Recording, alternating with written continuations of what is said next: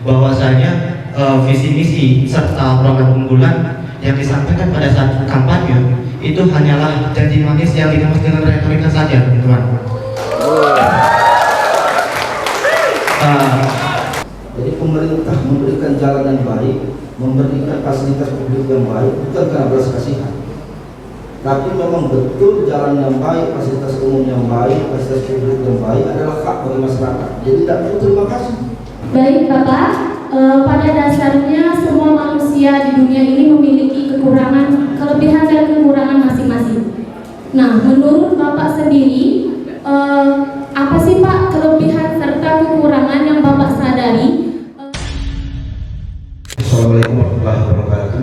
Yang pertama, saya terima kasih telah diberikan kesempatan untuk diundang dan berbicara di forum yang bermartabat ini dalam rangka kita membedah ide dan gagasan pemimpin Kabupaten Komplit Hulu di masa mendatang. Kita tahu hari ini ada proses demokrasi yang sedang berjalan. Kemudian 2 hari lagi akan dilakukan penetapan pasangan calon bupati dan wakil bupati Kabupaten Komplit Hulu. Dan dalam proses itu sampai dengan hari pemilihan akan dilaksanakan kampanye-kampanye baik secara terbuka dan tertutup. Tetapi dengan waktu yang singkat 60 hari lebih kurang, tentu 277.000 tidak salah jumlah mata pilih yang ada di Kabupaten Komplit Hulu akan mengalami kesulitan untuk menyerap dan mencerna daripada visi-misi calon bupati dan wakil bupati yang sedang berkonstelasi. Itu saya secara pribadi apresiasi atas tindakan dan kegiatan dari Universitas Batu Raja dalam hal ini program studi fisik yang telah membantu masyarakat untuk mendapatkan akses terhadap visi dan misi pada calon bupati dan calon wakil bupati. Bapak-bapak, ibu-ibu dan tuan-tuan para mahasiswa sekalian, saya tanggal 27 November telah mendaftarkan diri dan salah satu syarat daripada untuk mendaftar diri adalah visi-misi sebagai seorang calon, dan saya punya visi untuk membawa Kabupaten Komplit Hulu yang maju dan sejahtera. Kemudian kita punya misi yang pertama, kita berbicara infrastruktur yang kita hadirkan untuk lebih baik di tengah-tengah masyarakat. Kemudian kita dalam misi berbicara tentang penguatan dan peningkatan kapasitas sumber daya manusia. Kemudian yang ketiga, kita berupaya untuk meningkatkan perekonomian masyarakat untuk mewujudkan kita sebagai negara kesejahteraan. Kemudian yang keempat, kita berbicara tentang kesejahteraan sosial. Kemudian yang kelima, kita akan mewujudkan tata kelola pemerintahan yang baik. Kita harapkan di masa mendatang produk daripada pemilihan kepala daerah ini akan menghadirkan pemimpin yang mendapatkan pelayanan publik yang prima. Kemudian ada program-program unggulan, ada beberapa belas program-program unggulan yang telah kita sampaikan kepada masyarakat, termasuk pada saat deklarasi. Kita bicara jaminan dalam 1 periode infrastruktur yang Kabupaten Komplit Hulu akan membaik agar hambatan-hambatan produksi dan distribusi perekonomian masyarakat yang kita tahu ada di masyarakat banyak bergantung pada infrastruktur dalam mengeluarkan hasil bumi. Kemudian kita di dalam program unggulan menjamin bahwa setiap anak di Kabupaten Komplit Hulu yang mempunyai hak untuk sekolah sesuai dengan amanat Undang-Undang 19, bahwa setiap orang berhak atas pendidikan. Untuk itu pemerintah akan hadir untuk menjamin pendidikan setiap anak dengan segala keterbatasan si anak didik, maka akan diambil tanggung jawabnya oleh pemerintah daerah. Kemudian berbicara kesehatan, dalam program unggulan kita akan berikan setiap desa dan kelurahan ambulan secara cuma-cuma oleh pemerintah Kabupaten Komplit Hulu untuk memastikan bahwa setiap orang berhak atas kesehatan yang baik, berhak terhadap segala fasilitas kesehatan, termasuk orang yang tidak mampu untuk mendapatkan jaminan kesehatan. Maka pemerintah Kabupaten Hulu di dalam program unggulan kita di masa mendatang akan menjamin bahwa setiap orang akan mendapatkan jaminan terhadap jaminan kesehatan. Dan kita tahu bahwa saudara-saudara sekalian, BPJS adalah bagian untuk wujudkan UHC kita sampai dengan 95%. Yang hari ini target 95% itu belum tercapai karena kalau tidak salah masih sekitar di angka 78 sampai 80% masyarakat yang tercover dalam jaminan kesehatan. Dan dalam program unggulan kita harapkan 95% minimum UHC dapat tercapai dari setiap masyarakat akan mendapatkan jaminan kesehatan. Kemudian dalam sektor pendidikan tadi, saudara-saudara sekalian, Bapak Ibu yang saya hormati, pendidikan ini sangat ikhwal untuk kita bicarakan dan kita diskusikan, karena pendidikan adalah kunci dari segalanya. Demokrasi ini pun berjalan dengan baik apabila masyarakatnya adalah masyarakat terdidik. Tanpa masyarakat yang terdidik, maka demokrasi sulit untuk berjalan dengan baik. Untuk itu pendidikan adalah bagian daripada pembangunan sumber daya manusia, dan kita pastikan saudara-saudara sekalian, kendala terhadap dunia pendidikan mulai daripada akses masyarakat untuk masuk pada dunia sektor pendidikan SD, SMP itu berlangsung secara fair, berlangsung sesuai dengan peraturan perundang-undangan. Tidak ada lagi asumsi-asumsi liar yang mencitrakan dunia pendidikan untuk masuk dalam SD, SMP sampai mungkin jenjang pendidikan yang lainnya dipenuhi dengan tanda kutip titipan dan lain hal sebagainya. Kita hadirkan bahwa pendidikan betul-betul adalah hak dari masyarakat tanpa syarat, dan selagi masyarakat tersebut memenuhi kategori-kategori minimum untuk masuk di dalam dunia pendidikan tersebut, maka pemerintah wajib untuk menjamin haknya. Saya kira itu sebagai pengantar, sebagai prolog terhadap diskusi kita pada siang hari ini. Lebih dalam, saya yakin rekan-rekan para mahasiswa Universitas Batu Raja, apalagi digabung dalam mahasiswa fisik, mempunyai kemampuan dan bisa analisa untuk membedah visi misi yang ada, kemudian sebagai bahan masukan kita bersama untuk membangun Kabupaten Hulu. Dan saya yakin kita punya kesadaran kolektif secara bersama bahwa kita adalah tulang punggung untuk kemajuan Kabupaten Hulu, baik pemerintahan, masyarakat maupun mahasiswa sekalian. Mungkin itu saja yang dapat disampaikan sebagai membuka diskusi kita secara bersama. Dan akhirnya wassalamualaikum warahmatullahi wabarakatuh. Baik, terima kasih kepada Bapak Yudi Putra Nugraha. Selanjutnya ini mungkin sesi yang ditunggu-tunggu oleh para mahasiswa dan ormawa serta tamu undangan sekalian. Kita akan membuka sesi tanya jawab. Baik, mungkin dari sebelah kanan dulu ya. Bismillahirrahmanirrahim. Assalamualaikum warahmatullahi wabarakatuh. Jadi Bapak, tadi saya sempat mendengar perihal visi dan misi Bapak. Tadi perihal yang saya sentil itu sedikit tentang di misi Pak. Jadi Bapak tadi untuk Pak Yudi ini ya Pak ya, berbicara tentang kesejahteraan untuk di Kabupaten Oku ini, terutama kemiskinan. Jadi mungkin kawan-kawan di sini juga sebagai dari Kabupaten Oku ini melihat apa sih Pak langkah awal dalam artian Bapak ingin mensejahterakan masyarakat Oku ini agar kemiskinan itu tidak akan berkelanjutan. Tapi buktinya Pak, fakta pada saat ini lapangan pekerjaan aja itu untuk di kabupaten ini sudah sangat minim Pak. Bahkan perlu kawan-kawan ketahui lapangan pekerjaan sekarang juga kalau berbicara untuk kami sebagai kaum Gen Z ini Pak, itu bukan sekedar ibarat dicapai Pak, tapi ibarat perlu dalam artian bermain juga dengan orang pihak tertentu Pak. Nah, jadi maksud saya apa sih transparansi dalam artian di saat Bapak terpilih nanti? Mungkin itu sedikit Pak. Terima kasih Renaldi. Pertanyaan visi misi sehubungan dengan kesejahteraan masyarakat bukan Kabupaten Hulu.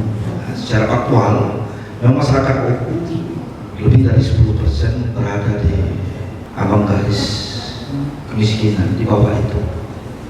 Kemudian ada berapa persen masyarakat Oku dalam status kemiskinan ekstrim.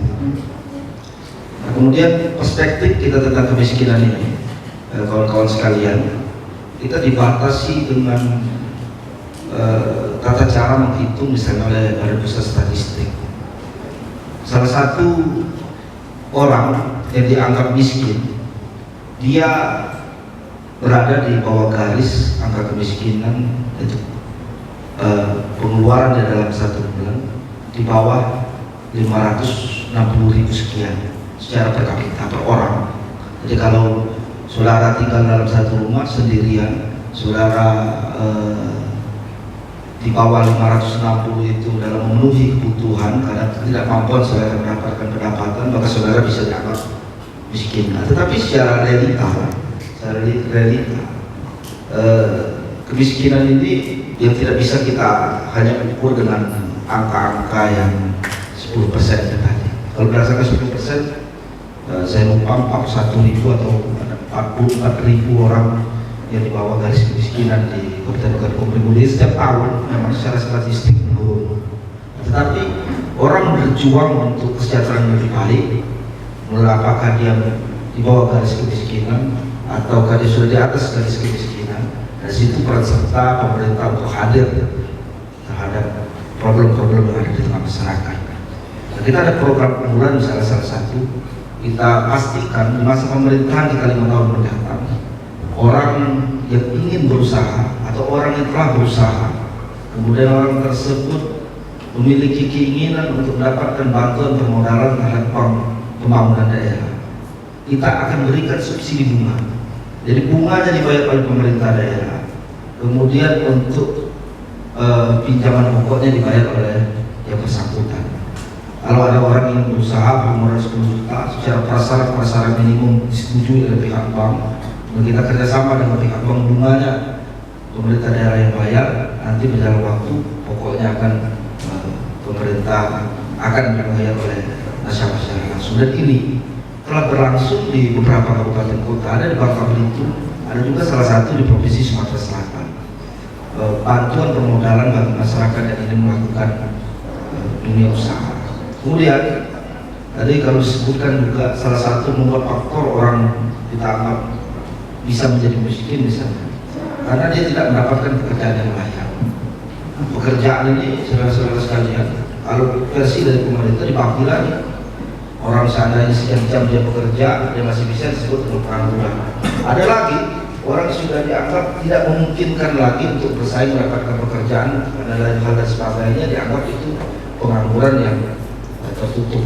Jadi tidak memungkinkan lagi dan mendapatkan pekerjaan. Tetapi lebih dari situ, pertama, bahwa pemerintah harus memastikan bahwa setiap orang berhak atas pekerjaan, dan di dalam dia berhak atas pekerjaan melalui proses untuk mendapatkan pekerjaan, dia diuji melalui kompetensi tertentu. Kemudian yang kedua, setiap orang berhak juga mendapatkan informasi terhadap akses pekerjaan tersebut. Tidak ada ceritanya tiba-tiba ada sebuah lembaga, ada sebuah badan usaha, tiba-tiba ada penerimaan pekerjaan yang masyarakat samping tempat usaha itu tidak pernah tahu. Kita dulu pernah ada perda nama pemberdayaan masyarakat lokal, itu saya ketua pansus. Salah satu kita amanatkan misalnya untuk setiap pelaku badan usaha agar memberitahukan setiap peluang pekerjaan dan wajib pada saat itu dengan sekian persen tertentu terhadap tenaga kerja yang unskilled agar dia mendapatkan porsi yang lebih baik. Tetapi dalam berjalan waktu, Undang-Undang Cipta Kerja berjalan menghabiskan segala peraturan undang-undangan yang tidak sesuai dengan Undang-Undang Cipta Kerja, sehingga umur perda pada saat itu tidak berjalan lama. Saya kira ini tantangan kita bersama bagaimana meningkatkan SDM bagi masyarakat Kabupaten Komering Ulu sehingga punya kompetensi untuk dapatkan pekerjaan-pekerjaan. Kemudian kita dorong di kemudian hari badan usaha ini untuk memberikan informasi kepada setiap masyarakat Kabupaten Komering Ulu atas setiap lowongan pekerjaan, mengingat bahwa pekerjaan ini setiap orang berhak untuk mendapatkannya, terlepas dari tanda kutip nepotisme dan lain hal sebagainya. Itu menjadi problem-problem yang ada di tengah-tengah masyarakat, tapi masyarakat berhak atas akses terhadap lowongan pekerjaan. Terima kasih, mungkin itu untuk jawaban pertanyaan satu. Baik, kami membuka pertanyaan kedua. Mungkin dari sebelah kiri saya, silakan panitia. Baik, bismillahirrahmanirrahim. Assalamualaikum warahmatullahi wabarakatuh. Perkenalkan Bapak, nama saya Rio Nusantara. Saya adalah mahasiswa Prodi Ilmu Pemerintahan semester 7. Saya ingin bertanya kepada Bapak Yudi Purnanugraha SH. Jujur, setelah melihat dari visi misi serta program unggulan, perlu kita apresiasi bahwasanya visi misi dan program unggulan tersebut sangat baik untuk Kabupaten Bogor Hulu. Tepuk tangan untuk namun Bapak, jika dilihat dari keadaan Kabupaten Bogor Hulu yang saat ini serta memperhitungkan pendapatan asli daerah Kabupaten Bogor Hulu, memungkinkan tidak untuk visi misi dan program unggulan tersebut terrealisasikan dengan jelas setelah saudara terpilih nanti. Karena seperti yang kita ketahui bersama bahwasanya visi misi serta program unggulan yang disampaikan pada saat kampanye itu hanyalah janji manis yang dikemas dengan retorika saja, teman-teman.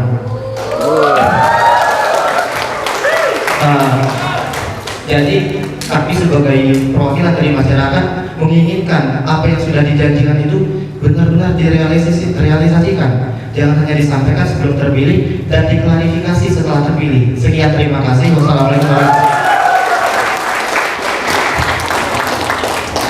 warahmatullahi wabarakatuh. Perkenalkan, saya Aditya Zulkarnain, delegasi dari Kesatuan Aksi Mahasiswa Muslim Indonesia atau kami, bidang kajian strategis dan bijak publik. Baik, sebelumnya terima kasih kepada Hima PEM yang sudah memfasilitasi agar terselenggaranya kegiatan pada hari ini, yaitu bedah ide dan gagasan calon pemimpin OKU untuk 5 tahun ke depan.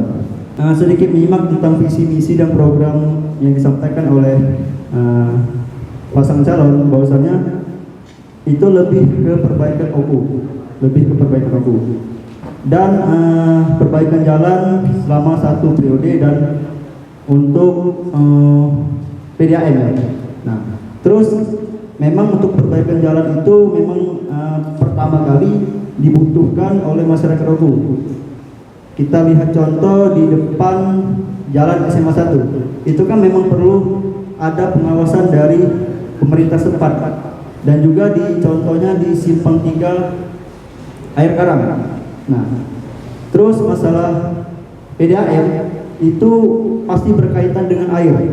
Entah air itu kita pergunakan untuk kebutuhan sehari-hari, entah itu masak, terus mandi dan sebagainya.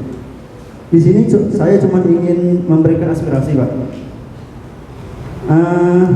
Pemuda di OKU ini memang setiap malam atau ada malam-malam tertentu mereka itu mempunyai hobi yang otomotif atau biasa kita sebut itu balapan. Nah, jadi mungkin aspirasi dari kawan-kawan itu siapapun pemimpinnya nanti mungkin bisa dikaryakan, terus bisa diberikan fasilitas untuk mereka menyalurkan hobi itu. Entah dibuatkan sirkuit, entah pokoknya fasilitas lah. Itu aspirasi pertama. Kedua, mungkin diberikan penerangan lampu jalan. Nah, ini juga untuk meminimalisir adanya tindak kejahatan. Terus mungkin untuk pertanyaan, jika terpilih ya Pak, jika terpilih dan dilantik, apa sih langkah Bapak untuk 1 bulan ke depan? Saya kira itu. Saya Ri. Wassalamualaikum warahmatullahi wabarakatuh. Waalaikumsalam warahmatullahi wabarakatuh. Waalaikumsalam warahmatullahi wabarakatuh. Terima kasih saudara dulu ketika menanyakan komitmen terhadap visi misi apa yang disampaikan pada siang hari ini. Di awal saya sampaikan, saya apresiasi kegiatan dari Fakultas Fisik Prodi Ilmu Pemerintahan yang mengundang calon untuk berbicara langsung menyampaikan visi misi di hadapan para akademisi dan para mahasiswa. Kenapa visi misi ini harus disampaikan dan dilapaskan langsung oleh sejarah? Agar dalam perjalanan waktu saudara-saudara sekalian bisa menagih secara langsung mengenai bersangkutan. Dan kalau kita diberikan kekuasaan, tadi itu ada bicara misalnya 1 bulan. 1 bulan saya punya kekuasaan dan saya tidak tepat di janji, saudara bisa maki-maki saya di depan umum dan tidak tepat apa yang saya sampaikan. Dan saya secara pribadi, walaupun ini sebagai personal garansi saja, saya letakkan komitmen ini di atas segala-galanya, di atas martabat atau kehormatan. Insya Allah apa yang saya sampaikan akan saya pertanggungjawabkan apabila terpilih menjadi berkata. Tetapi itu sebagai ucapan yang indah diucapkan belum bisa kita buktikan.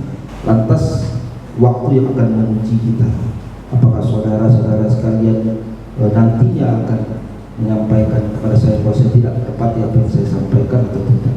Tetapi dokumen visi misi ini perlu kita pahami sebagai dokumen persyaratan mutlak untuk seseorang mencalonkan diri di dalam pilkada pembentukan gubernur.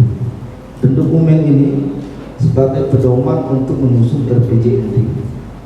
Ada rencana pembangunan jangka menengah daerah selama 5 tahun kita susun, dan kita bikin prognosisnya setiap 1 tahun 1 tahun. Misal kalau kita berbicara infrastruktur dalam di dalam awal visi misi, misalnya kita sampaikan perbaikan jalan, ada misalnya 200 kilo jalan yang rusak, maka setiap tahun 40 kilo jalan harus sudah bisa dilakukan perbaikan atau harus melampaui daripada itu.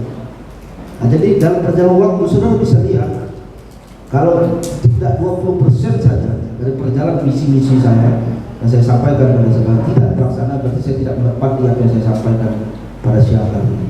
Dan ini kan tidak banyak masyarakat mengetahui. Saya ingat betul misalnya ada program visi misi menyampaikan akan membangun 100 PAUD dan lain hal sebagainya.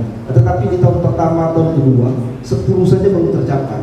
Dan kita pernah diundang ke Kemenpan RB misalnya tentang keselarasan antara visi misi dengan RPJMD, dengan Renja, dengan RKA yang ada, itu tidak memiliki kesesuaian. Ini menjadi catatan kita bersama, dan saya mohon koreksi daripada para akademisi, daripada Umbar terlibat aktif mengkoreksi pemerintahan yang ada dengan titik batu uji kita visi misi, dan kemudian kita sandingkan dengan waktu 1 tahun saja kekuasaan yang berjalan, kita bisa buktikan bahwa itu komitmen atau tidak terhadap visi misi. Kemudian yang kedua, mengenai apa yang disampaikan, apakah sampai dalam program unggulan ini bisa direalisasikan dengan mengingat dengan pendapatan yang ada. Jadi karena sektor pendapatan ini ada beberapa hal capaian-capaian yang harus kita tingkatkan. Ada satu objek pajak misalnya, galiansi di hotel dan dulu klaim namanya tadi.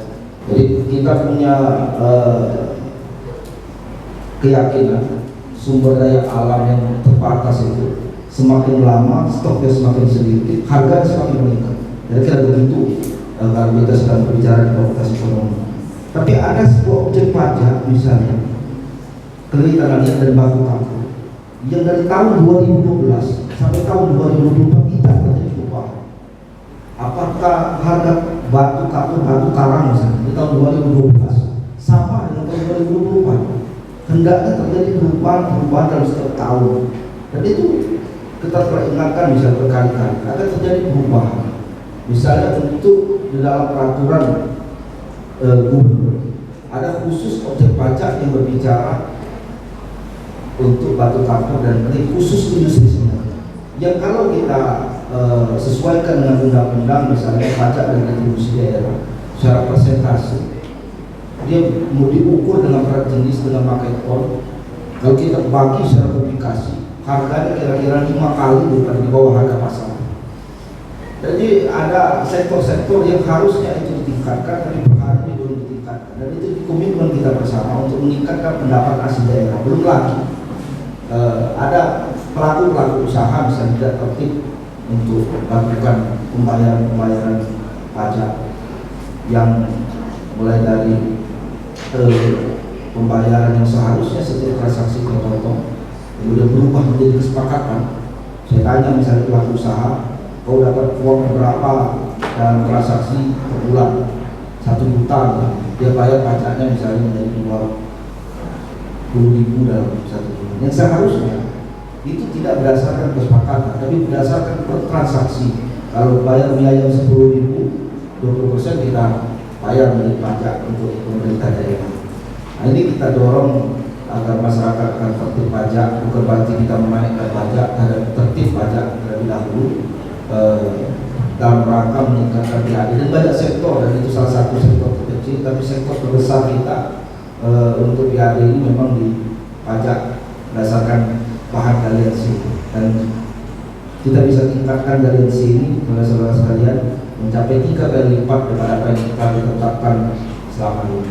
Saya kira itu untuk jawaban, dan itu menjadi kewajiban seorang kepala daerah apabila ingin visi-misinya dapat tercapai. Tanpa peningkatan pendapatan, maka visi-misi ini hanya impian saja bagi kita, mimpi yang indah dan sulit untuk kita laksanakan.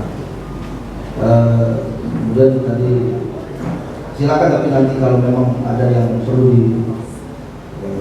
dikembangkan lagi daripada apa yang disampaikan oleh saudara ini. Kemudian dari sumber lain organisasi kami menyampaikan ada pertama tentang infrastruktur, kemudian yang kedua air bersih yang diapresiasi, kemudian juga lampu penerangan bagi masyarakat, itu tadi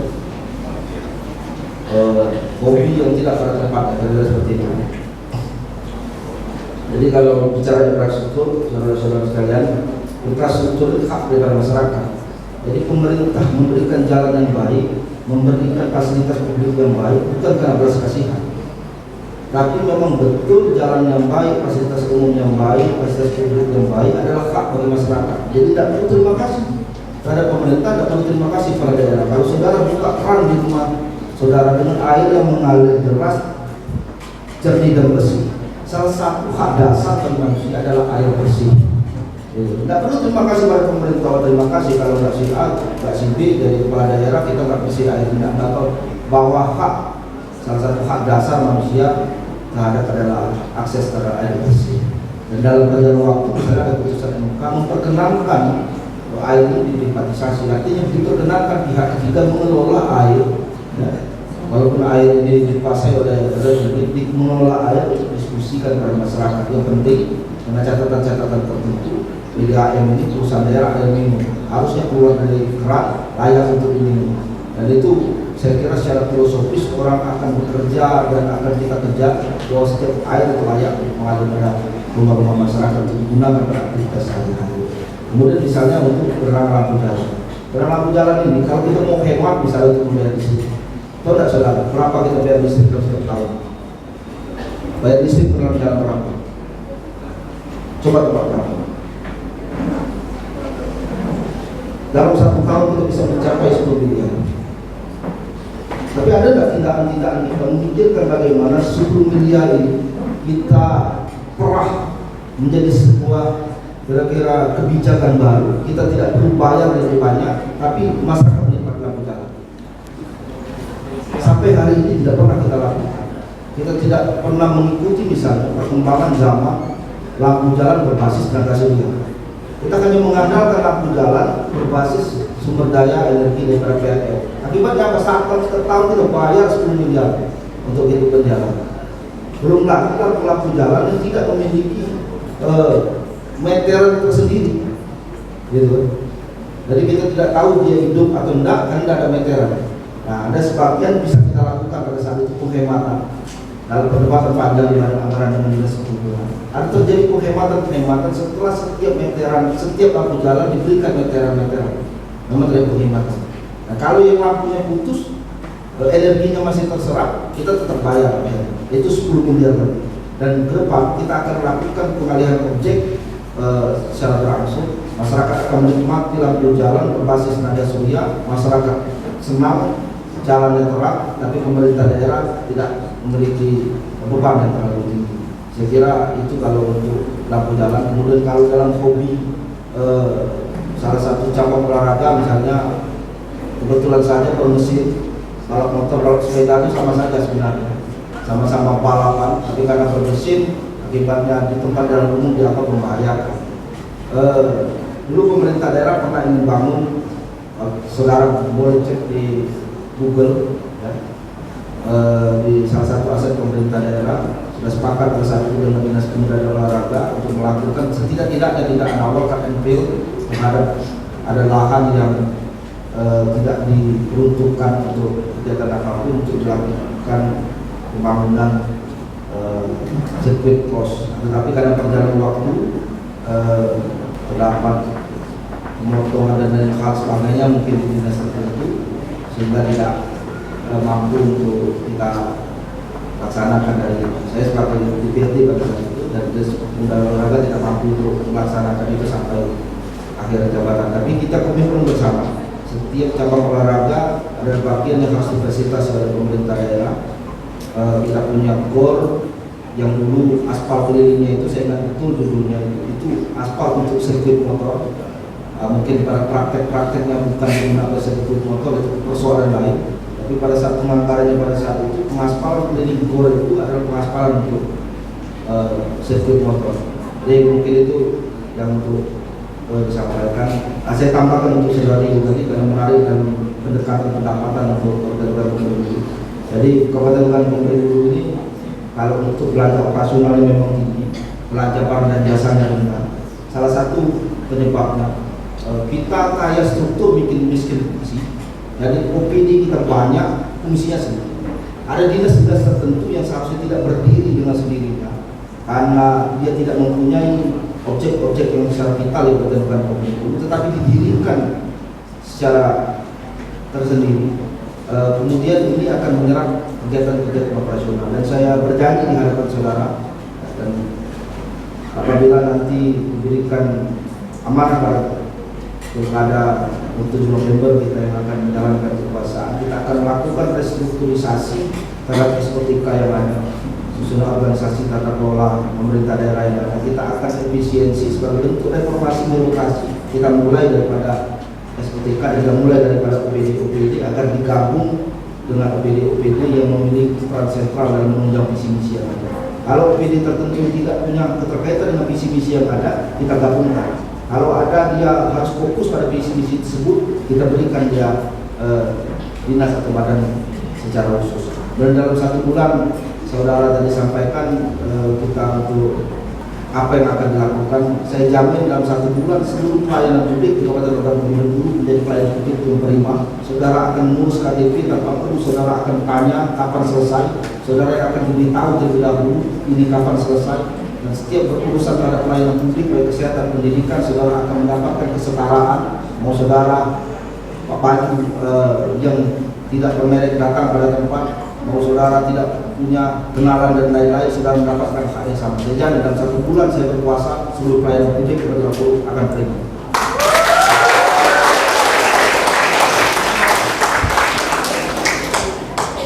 Baik, menarik sekali yang disampaikan oleh Bapak Yuni Purnanugraha. Beliau berkomitmen untuk mewujudkan visi misi dari yang sudah dipaparkan. Artinya sebagai mahasiswa, sebagai masyarakat umum, kita boleh mengawal, kita boleh mengkritisi dari apa yang sudah beliau sampaikan. Artinya kita boleh menagih janji, gitu ya Pak. Dan beliau terbuka terhadap kritikan dari masyarakat dan mahasiswa. Selanjutnya, saya akan membuka sesi kedua, pertanyaan dari mahasiswa, dari Ormawa maupun tamu undangan. Silakan bagi yang ingin bertanya. Baik, perkenalkan nama saya Puspa Dewi dari UKM Ikatan Muda Gadis Kampus Universitas Batu Raja tahun 2023. Mungkin pertanyaan saya tertuju kepada Bapak Yudi sebagai calon pemimpin OKU 2024-2029. Baik Bapak, pada dasarnya semua manusia di dunia ini memiliki kelebihan dan kekurangan masing-masing.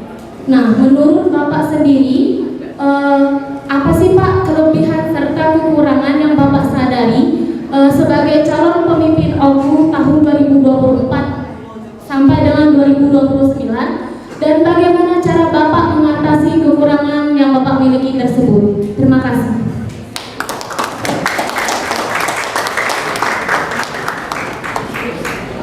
Assalamualaikum warahmatullahi wabarakatuh.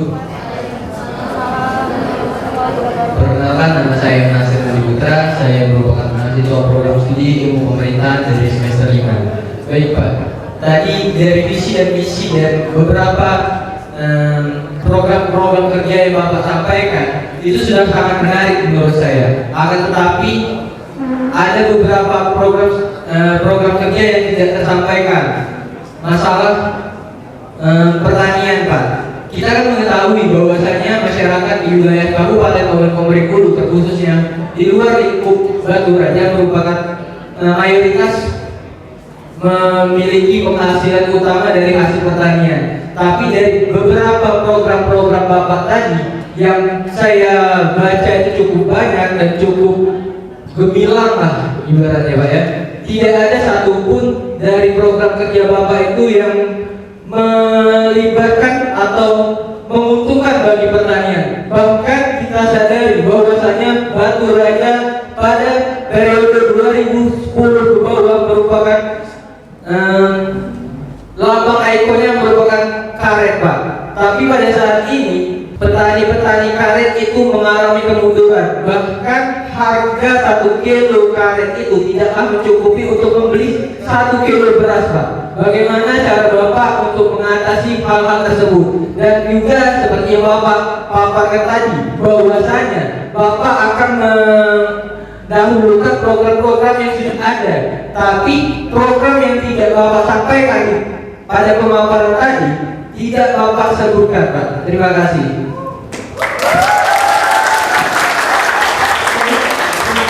Kepada Saudara Nasir dari program studi unit pemberitaan. Selanjutnya, Baik Pak, perkenalkan nama saya Aditya Saputra dari DPC GMI OPU. Saya mau tanya Pak, meningkatkan kesejahteraan sosial dan mengurangi kemiskinan. Tadi kata Bapak meningkatkan kerja di OPU ini. Dalam data BPS, Badan Pusat Statistik, saya cross check terhitung setelah satu tahun setelah Bapak menjabat menjadi wakil ke-1 DPRD. Nah, yang saya dapat itu 2020 47,3%, 2021 47,5%, 2022 44,2%, 2023 44,11%. Itu data kemiskinan. Baik, sedangkan data pengangguran itu 2020 6,1%, 2021 4,57%, 2022 4,39%, 2023 4,13%. Pengangguran terus turun, tetapi tingkat kemiskinan sangat besar. Saya melihat dalam bentuk data tersebut Pak. Saya cari itu sangat miris sekali Pak. Nah, untuk meningkatkan sampai ada berita percaya terus meningkat akibat kemiskinan, bagaimana Bapak cara mengatasinya? Itu sangat besar sekali Pak, tingkat kemiskinan. Sedangkan pengangguran kecil. Itu Pak. Untuk kita lihat ke belakang, anak SD, SMP, hingga SMA hingga dewasa bahkan tidak mengenal usia, sejumlah angka kekerasan, kejahatan bahkan dilatar belakangi oleh perilaku akibat kecanduan judi online. Nah, udah tuh hingga orang tuanya di mana karena tidak dikasih uang, pas dikasih buat judi. Bagaimana Bapak cara mengatasi hal tersebut? Terus begitu saja Pak, apabila Bapak terpilih Bupati OPU dan bertentangan dengan masyarakat OPU, kami DPC GMI OPU siap karena berdepan untuk menantang dan menagih kebijakan Bapak. Terima kasih.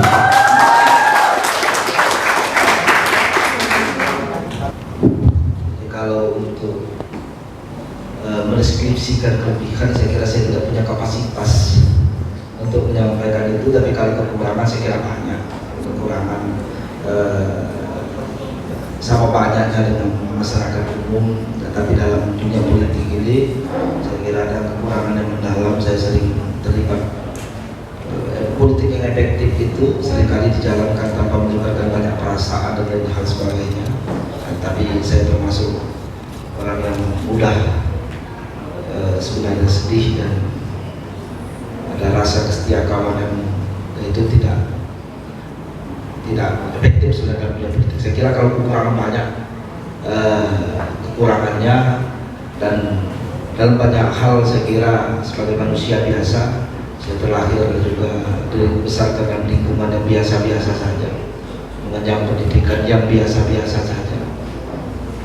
Kemudian dalam perjalanan waktu saya menjalani takdir sebagai anggota DPRD, dalam seharian-harian saya banyak bergaul dan bersahabat, dan banyak hal dalam kekurangan saya itu karena didorong karena kesetiakawanan dan bersahabat, sehingga banyak hal-hal yang tidak menjadi produktif. Saya kira itu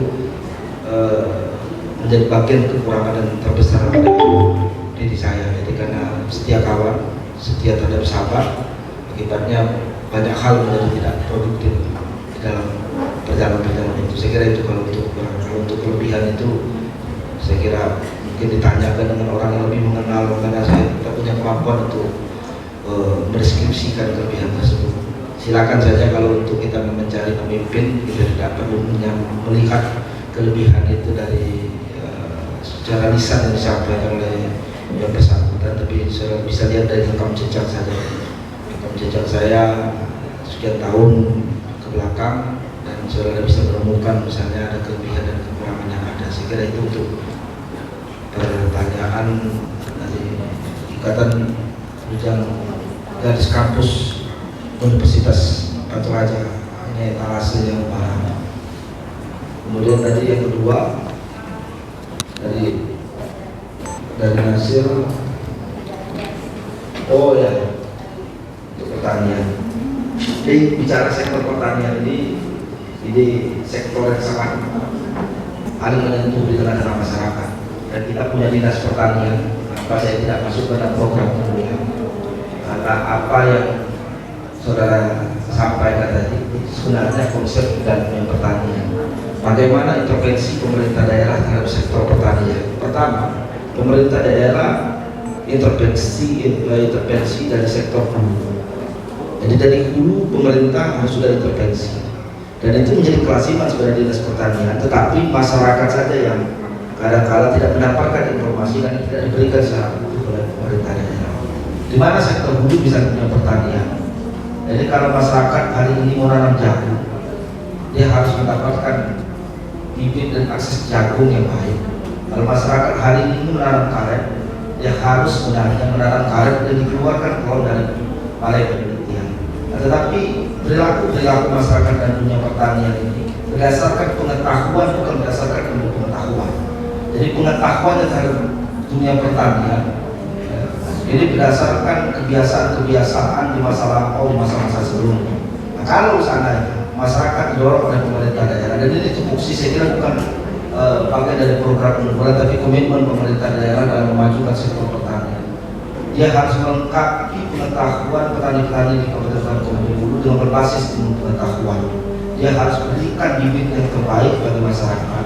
Kalau hari ini masyarakat, saya ingat dulu pernah di Riau dalam sekali waktu ada kebijakan pemerintah Provinsi Riau, dia meminta masyarakat bagi yang ada ingin menggetik bibit sawit yang sudah tertanam dengan drone yang unggul, maka pemerintah akan berikan secara cuma-cuma. Jadi dia mulai dari sektor hulu, karena kita harus percaya dulu bibit yang baik tentu akan meningkatkan hasil produksi. Tanpa bibit yang baik, maka akan ada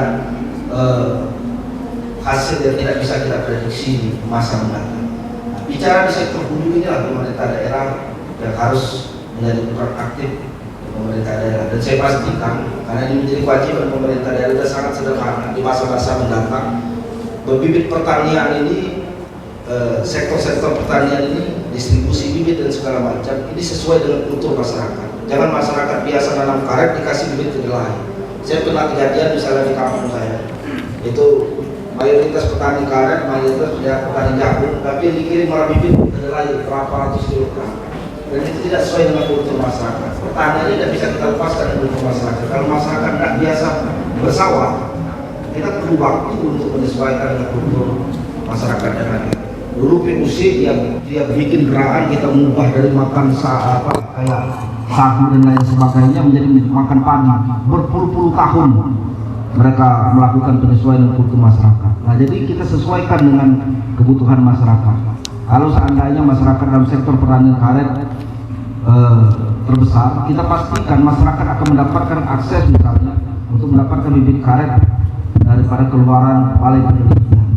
Nah, balai penelitian ini memang tidak berada di Kabupaten Komering Ulu, tapi salah satu misalnya syarat untuk mengambil bibit karet di balai penelitian harus rekomendasi daripada dinas pertanian. Itu kelaziman yang ada. Jadi kita dorong, dan bagi masyarakat yang betul-betul sebenarnya untuk berjuang terhadap kesejahteraannya, melalui kelompok tani akan kita berikan hibah-hibah bantuan terhadap bibit-bibit terhadap pertanian sesuai dengan kultur dan kebiasaan mereka bercocok tanam. Dan saya rasa saya tidak tahu apakah Adinda juga petani. Kalau Kak Adinda buka Instagram saya, bio-nya jelas, sebagian politisi sepertinya hanya petani, karena saya lahir dan dibesarkan keluarga petani. Saya pernah bertahun-tahun secara rutinitas Sabtu sampai hari Minggu saya nginap di pondok saya di kampung saya di Lubuk Batang, dan saya tahu denyut nadi para petani. Tapi itu bukan bagian program unggulan, karena itu bagian dari kewajiban pemerintah daerah. Hanya saja distribusinya yang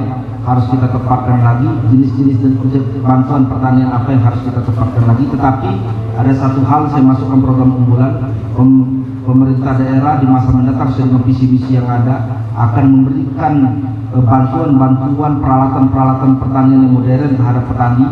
Dari petani-petani punya kendala terhadap pembajakan lahan dan lain hal sebagainya, maka pemerintah daerah yang akan hadir untuk memberikan peralatan-peralatan bagi dunia pertanian. Dan ini saya kira ada hubungan dengan kemiskinan tadi. Saya sangat senang dengan kadernya Pak Yudi Rizkandi. Ini kader anti stereotip, anti kemandulan, datang sini berbicara dengan langsung, dan saya sangat senang dalam perjalanan waktu kemudian KMNI ini akan menguji kekuasaan yang sedang berjalan, baik yang saya jalani ataupun nanti bukan yang saya jalani. Jadi sehubungan dengan kemiskinan dan pengangguran, saudara, ini ada dua hal yang menjadi diskursus yang saya kira porsinya berbeda tapi berkaitan. Salah satu penyumbang misalnya kemiskinan itu pengangguran. Orang tidak mendapatkan upah berdasarkan kebutuhan hidup yang layak. KHL itu penentu untuk UMR. Jadi kalau orang tidak mendapatkan 3.200.000, kalau berdasarkan penilaian KHL misalnya, dia tidak bisa menjalankan kehidupan yang layak. Tetapi kalau orang misalnya punya gaji 3.200.000, dia habiskan 3.200.000, dia tidak lagi dianggap miskin, karena miskin itu 560.000 dalam per kapita. Jadi ada disparitas kita misalnya memandang sebuah upah dengan memandang kebutuhan orang yang akan dia penuhi, sehingga dia terselamatkan dari labelisasi miskin atau tidak. Jadi kalau kita punya penghasilan 20.000 per hari, kemudian selama 1 bulan kita 600.000, dan 600.000 ini kita cukupi terhadap kebutuhan kita pangan dan non pangan, kita selamat daripada garis kemiskinan. Ini anekdot yang di Republik kita. Jadi kira-kira pendapatan $1 per hari lebih lah menyelamatkan kita dari ambang kemiskinan. Dan di negara yang berkembang, orang itu dianggap lepas dari kemiskinan apabila dia berpendapat lebih dari $2 per hari. Di negara berkembang lainnya, kita tidak sebut Indonesia berkembang lain, tapi kita hanya berputar di angka sekitar $1. Jadi kalau 20.000 pendapatan per hari, itu kali 30 hari 600.000, masih selamat kita dari kemiskinan. Nah, itu labelisasi yang diberikan BPS terhadap kita. Nah, tetapi karena dia bekerja berdasarkan ilmu statistik dengan standar-standar statistik yang ada, mau tidak mau kita harus terima. Ada 10% lebih masyarakat dalam keadaan miskin. Tapi kan saya punya keyakinan miskin dalam perspektif sosial kita itu melampaui daripada nilai 10% itu. Melampaui dari 41.000 orang, 41.000 bukan 41%, 41.000 orang yang dalam perspektif sosial yang masih miskin kepada negara komunitas. Dan ini kita harus berikan bantuan terhadap yang mempunyai kemiskinan ekstrim. Ya. Pemerintah pusat punya database tersendiri, dia salurkan banyak PKH dan lain hal sebagainya.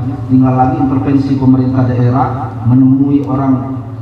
Dan kita pernah minta dulu, saya pernah di ketua komisi 1, kita minta by name by address terhadap penduduk miskin. Kita harus punya database terlebih dahulu, ya. Kemudian kita validasi, kemudian kita pertanyakan apa yang bisa diperbuat pemerintah daerah terhadap yang bersangkutan. Dan salah satu misalnya dalam sektor pertanian tadi, saudara-saudara sekalian, kita punya keyakinan kalau bibit yang baik, produksi yang baik, distribusi yang baik. Jadi ada hambatan distribusi terhadap infrastruktur yang tadinya kalau mau cek karet, kalau istilah kami di kampung itu bayar misalnya 200-300 rupiah per kilogram, dengan jalan yang baik 200-300 rupiah per kilogram, dan tidak perlu dikeluarkan lagi bagi petani sehingga bisa dinikmati secara langsung. Oleh karena itu kita punya keyakinan kalau jalur-jalur distribusi ini mampu kita pangkas dengan baik, maka masyarakat akan mendapatkan keuntungan sehingga bertambah penghasilan. Kalau penghasilan masyarakat baik karena berawal dari bibit yang baik, distribusi yang baik, sehingga daya beli masyarakat meningkat, pasar ramai, perekonomian berputar. Kita ingat kalau karet harga 15.000, 20.000 bukan main. Di pasar, di Ramayana penuh sesak karena daya beli masyarakat meningkat. Kalau untuk harga tadi sampaikan misalnya harga yang berkembang itu saya kira bagian daripada mekanisme pasar. Pemerintah tidak bisa intervensi, tapi kalau negara kita negara sosialis, kita bisa intervensi pasar, tapi kita tidak dalam posisi itu. Jadi pasar tidak bisa kita intervensi, konsumen dan produsen yang akan menentukan itu harganya. Nah, saya kira ada kesinambungan kita misalnya untuk berbicara dunia pertanian sehingga meningkatkan kesejahteraan bagi masyarakat. Kemudian juga ada sektor pekerjaan bahwa setiap orang berhak mendapatkan pekerjaan tadi. Tapi kita harus yakin bahwa setiap orang mendapatkan kompetensi yang baik, punya kompetensi yang baik. Tanpa pendidikan tidak ada gerbang apapun di muka bumi ini. Jadi pendidikan itu gerbang kemana saja. Dia bisa bekerja dengan baik, dia bisa menjadi kaya raya, dia bisa menjadi milioner sebagai pilihan hidup, gitu kan. Apabila dia bekerja. Dan sebenarnya apa yang saudara sampaikan tentang kemiskinan tadi, saya sangat sependapat. Walaupun setiap tahun terjadi penurunan, tapi jangan dilupakan ada perspektif dari BPS 560.000 orang per kapita, maka dia akan selamat dari garis kemiskinan. Di bawah itu baru dia dianggap menjadi miskin, dan itu tanggung jawab kita bersama. Secara teologis, ya, kita tidak boleh membiarkan orang jatuh pada kemiskinan. Secara orang yang berdomisili misalnya di Republik Indonesia, dengan semangat gotong royong kita, tanggung jawab pemerintah daerah, tanggung jawab sosial masyarakat, ya. Kemudian kita punya misalnya Basnas memberikan bantuan-bantuan terhadap anak-anak yang garis kesejahteraan di bawah rata-rata dan lain-lain. Banyak hal yang bisa dilakukan dengan pemerintah, tapi kita harus punya database baik address by name, siapa saja yang punya status kemiskinan ekstrim, siapa saja yang miskinnya dalam kira-kira beberapa saat yang lalu dia tidak dalam kategori miskin, tapi kemudian dia dalam kategori miskin, dimungkinkan dia masih tetap keluar secara mandiri. Saya kira ini akan menjadi diskusi yang panjang kalau kita untuk berbicara tentang kemiskinan, pengentasan kemiskinan di masa-masa mendatang. Dan saya harapkan betul GMNI kalau bisa tulis semacam analisa 41 cara 41.000 orang di Kabupaten Kebu keluar dari garis kemiskinan, dan kita akan diskusi panjang sebagai pemerintah daerah dan organisasi GMNI. Saya yakin punya kemampuan untuk memihak pada kaum-kaum apa. Terima kasih, mungkin itu untuk jawaban yang penanya yang ketiga. Terima kasih Bapak, silakan kita foto bersama dulu dengan 3 penanya kita yang luar biasa cerdas.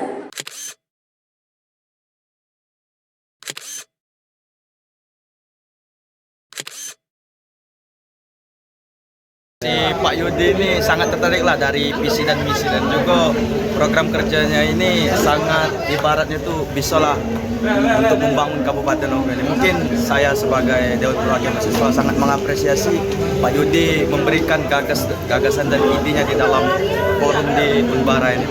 Ini itu saja Pak. Kandidat lain, kami dari mahasiswa, kami tidak ingin didalilkan dengan apapun bentuk visi misi, tapi kami perlu bukti nyata.